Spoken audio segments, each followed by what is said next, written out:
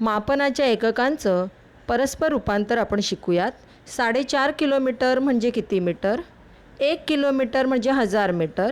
4 kilometre म्हणजे 4 गुणिले 1000 बरोबर 4000 मीटर. अर्धा किलोमीटर म्हणजे 500 मीटर. 4.5 किलोमीटर म्हणजेच 4000 अधिक 500 बरोबर 4500 मीटर. 3.25 किलोग्रॅम म्हणजे किती ग्रॅम? 1 किलोग्रॅम म्हणजे 1000 ग्रॅम. 2 किलोग्रॅम म्हणजे 2 गुणिले 1000 बरोबर 2000 ग्रॅम. पाऊण किलोग्रॅम म्हणजेच 750 ग्रॅम. म्हणून 3.25 किलोग्रॅम म्हणजेच 2000 अधिक 750 बरोबर 2750 ग्रॅम. 5 लिटर 300 मिलीलिटर म्हणजे किती मिलीलिटर? 1 लिटर म्हणजे 1000 मिलीलिटर. म्हणून 5 लिटर म्हणजे 5 गुणिले 1000 बरोबर 5000 मिलीलिटर.